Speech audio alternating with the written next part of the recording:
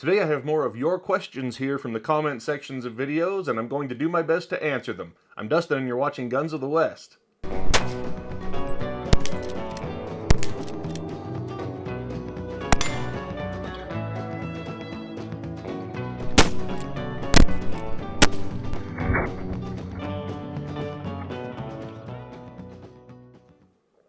I've pulled 15 fairly recent questions from some video comment sections on videos that I've posted over some time, and I do go into the comments and answer questions a lot, but sometimes I can't get to all of them, and sometimes it's just more fun to do it this way. Now, if you have a question, leave it in the comment in this video so I can know about that and maybe catch you on the next one. Well, anyway, first up, on how to clean a cap and ball revolver, username Surviving Horror writes, "How often do I need to clean it?" Great question, and it's very different from modern firearms, which don't need very much attention because the powders and primers are not corrosive. Black powder guns are different. They need to be cleaned after every use. Now, when you do that, you might be using water-based solvents. I always do, usually even just warm water and soap, dish soap for me, and I want to make sure I get all of that out. Now, if I don't use the gun for a while, if it's going to be sitting in storage, I don't need to necessarily get it out and clean it again if it hasn't been shot, but it is good to get them out just and inspect them occasionally. When I say occasionally, there's not a hard rule to that, but just when you think about it, give it a look, make sure there's no surface rust or anything on a spot you may have missed when drying, but certainly clean it after every single use. Next up, talking about the Remington carbine revolver, and Scott Try AN8503, and I apologize if I butcher these usernames. He writes, "Would you use it to hunt deer with?" Me, no, but it's not that I don't think the gun could do it. I think it could, but where I live in the state of Utah, deer hunting is a little different from what it is in, say, the Midwest or back east. Out here, you might get into areas where you're going to be taking very long shots, and so I don't hunt often, especially big game, but when I do, and I hope to this year, I actually use a centerfire 30-06 rifle. That's what I prefer. Next up, on Colt's Dragoon shooting paper cartridges, David Todd 783 writes, "I'm curious as to why it shoots so high at so close of a range." A lot of questions come about this. This is an FAQ, if there ever was one. The Colt-style revolvers, they do shoot very, very high, and a lot of people are frustrated with that. I was even a little frustrated when I first started getting into these revolvers. It seems like if you're aiming at the target, you ought to hit the target. Well, that's just not the way it works with most of the Colt styles, but you do get used to it, you learn where to hold, and then you shoot just fine. I have a Colt-style revolver here. It's the 1851 Navy reproduction from Pellets, although this one is in .44 caliber. I know that's not historical. But these, they have very, very short front sights. If you look on the Remington reproductions or originals, or even later Colts like the Single Action Army, you will see a very tall front sight. And what that does, in order to line that up with the rear sight, you need to bring that down, which is going to bring your shots back down to point of aim. But with the very, very short front sights, that's why they do that. It brings the barrel up in order to line up with the rear sight, and so you're shooting like a volley. That's why they shoot high. Again, you just get used to it. Next up, on the Whitneyville Dragoon Honest Review, James JL334 asks, "I'm sure you are aware of the mod to completely eliminate cap jams, right?" Well, James, I believe I know which one you're talking about. I've seen several mods for cap jams, but when you say completely eliminate, first of all, it doesn't completely eliminate them, but it eliminates the catastrophic ones. On these Colt-style guns, and you wouldn't see this modification on a Remington, but there is a procedure that can be done, and I would recommend you have it done by a professional gunsmith, where a hole can be drilled down here and then a vertical post is installed. Then there's a bigger notch cut out of the hammer, so the hammer will go around that post and still strike the cap, but it prevents the cap from being sucked back and falling down into the action because it would hit that post and stop. Now, the reason I say it does not completely eliminate them is because you can still get the type of cap jam where it rolls around and then gets wedged under the cylinder, or between the cylinder and the frame. But yeah, it does eliminate those catastrophic ones. So yes, James, I am aware of that. Thank you for asking, though. Let's see, this one I don't know what video it is, but Sibby the One writes, "Do paper cartridges work on percussion rifles?" This is interesting. I get emails about this fairly often. As a lot of you know, I have the Guns of the West store, And there's always a link if you're interested down below, but I sell the paper cartridge kits so that you can make combustible paper cartridge to shoot in revolvers like this. And so people are always wondering, can I make these combustible cartridges to load into my muzzleloading rifle? Well, paper cartridges in rifles, yes and no. The reason I say no is because I don't recommend using the same type of cartridge, a combustible cartridge, where you've got the paper and the bullet together and then it all goes in together. The problem is, imagine if some of the paper doesn't burn. Most of us know that happens on revolvers sometimes. It's not a big deal. You can either pick the paper out or just wait till you get home. You can still shoot. But it'd be a bigger deal on a long rifle barrel to have to try to dig that out. Also, you might leave that down there and maybe the paper, if it doesn't burn, maybe it smolders in there. It's protected from things like wind more than on a revolver, and you go to load your next shot, you could have a catastrophic accident. So I don't recommend combustible cartridges. Now, the reason I said yes and no is because there are paper cartridges throughout history for the rifles, but it's a different kind. It's torn open and the powder is poured down the barrel. So it's sort of like a speed loader, a historical type of speed loader, where you're not loading the assembled cartridge down the barrel. And stay tuned and keep an eye on the Guns of the West store because I do have some ideas for those coming up. Next up, on the Heritage Barkeep 22 revolver video, Joseph Cross 7960 asks, what's the use of having 6 chambers if you can't use all of them? He must be talking about when I mentioned the cowboy load. And what the cowboy load is, I'll kind of use this cap and ball revolver, although he's talking about a 22 cartridge revolver. Cowboy load means you're loading 5 chambers instead of 6 so that the hammer can rest on an empty. And I've talked about that practice numerous times and how if I were to carry a single action revolver in a holster, I would load it with only 5. And very often I even shoot like that at the range. And I've gotten some grief from viewers and other people about that, thinking, well, you're just at the range, what's the harm? The hammer's not going to get bumped. Well, I'll tell you one really simple reason I like the cowboy load. It's not a safety issue, but 5 divides evenly into a box of 50 rounds, or for example, or 100 rounds. If I have a box of 50 shells, say for a 45 Colt, and I'm loading 6, well, at some point I'm going to end up where I only have 2 cartridges left in the box. Not a big deal. Or I could bring 3 boxes, and then I'm going to have loads of 6 all the way through. But there's also the safety issue. Yeah, the hammer could get knocked or something and set off that one that it's resting on.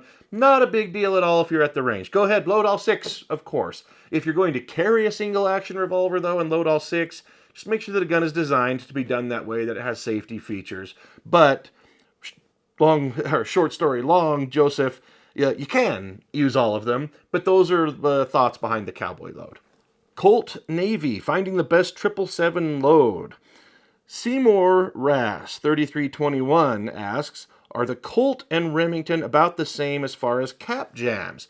That's another good one because there's a lot of debate about this. A lot of people believe that the Remington doesn't have cap jams, therefore it's superior to the Colt. And other reasons some people think it's superior to the Colt. I don't believe it is superior. I don't necessarily believe the Colt's superior either. They both have pros and cons. But when it comes to cap jams, they're both going to get them. However, in defense of Remington, it does not seem to be prone, at least not nearly as prone, to the catastrophic cap jams. And what I mean by catastrophic cap jams, and I've talked about this before, these are the ones I mentioned earlier, where you pull the hammer back and it might suck a spent cap off and then drop it right down here in the action. That could stop up the whole gun, and that might not be something you're prepared and equipped to deal with out at the range. You may have to take it home, get all the internals taken apart to find that thing, and then get it out of there. Remingtons are more protected because of their top strap. They're more protected from that type of cap jam. But the other type, where the cylinder comes down and wedges one between the cylinder and the frame, and you have to fight it back out, Remingtons are certainly prone to that. It happens to me fairly regularly when I shoot the Remington revolvers. Next up, basic revolver cleaning. And this was on a video when I was doing a demonstration on a modern double action Colt Python, I believe it was, revolver. So we're not talking about black powder here. How about lightly oiling the inside of the barrel? I've had a lot of comments like that on that video and others I've done on cleaning modern guns because I typically don't oil the inside of the barrel. And I also don't usually oil the inside of firing chambers on these modern revolvers. A couple reasons why. One, most of them simply don't need it as long as you keep it clean. And then the other thing is, say it was a carry gun, for example. The one in the video wasn't, but say it was. You will have ammunition sitting in there, and I don't want it sitting in oil. So I just make sure the chambers, the bore are fully cleaned and then fully dried. I leave them alone. Next up, ultrasonic cleaning for cap and ball revolvers. Let's see. Greg A. Wallace asks, sounds pretty loud in the video. How loud is it in the real world? Yeah, ultrasonic machines, they're amazing. They are a wonder in gun cleaning, but they're noisy. I will give you that. Don't answer the phone while you're standing next to one. I've had a lot of people ask me to call them back because I did that. But yeah, they're pretty noisy. They're not deafening or anything. I don't think they're going to hurt your ears. It's just a loud buzz, and it is what it is. But they do a great job. I think it's well worth it. Next up. This was on the video, the last one, of answering questions about black powder revolvers, and someone left in the comments, did the old-time cap and ball shooters put some kind of lard or other substance on top of the chambers to prevent flashover to adjacent chambers? Thanks. And that was Leroy Charles 9751. The answer is yes. That practice, and you see me do it in my videos of smearing some lube over the projectile in the chamber before you shoot, that does go back throughout history. Not to say everybody did it. I'm sure there were plenty of people who would just load their gun and shoot it dry. You've seen me do that sometimes in videos. You don't have to have the lube. And one thing that I want to address, it says here, to prevent flashover, talking about chain fires, where the fire comes out the front of the cylinder and, it comes out here from your shot and it accidentally gets behind the ball on this one and then sets that off. That's actually not necessarily what that lube is for. That's also not really what the lubricated felt wads are for. That's a common mistake. What they're for is just to leave some lube in the bore that gets deposited as it goes down the barrel. And then that keeps the fouling in the bore soft. It doesn't gum up your rifling as bad, keeps your gun shooting accurately longer. However, I will say this. A side benefit certainly is in preventing chain fires. If the projectile wasn't the right size, we talk a lot about the shaving of a ring of lead. When you load a ball or a bullet into the chamber, it shows that it's sealed. Well, if a spark was able to get behind it, but you've got a lubricated felt wad, wasn't the purpose of the wad, but yeah, as a last line of defense, you bet it can stop that. Now, the wool wads, I don't know how far back that goes in history, but smearing the lube over the chambers, yes, that absolutely does go back, Leroy. People did do that.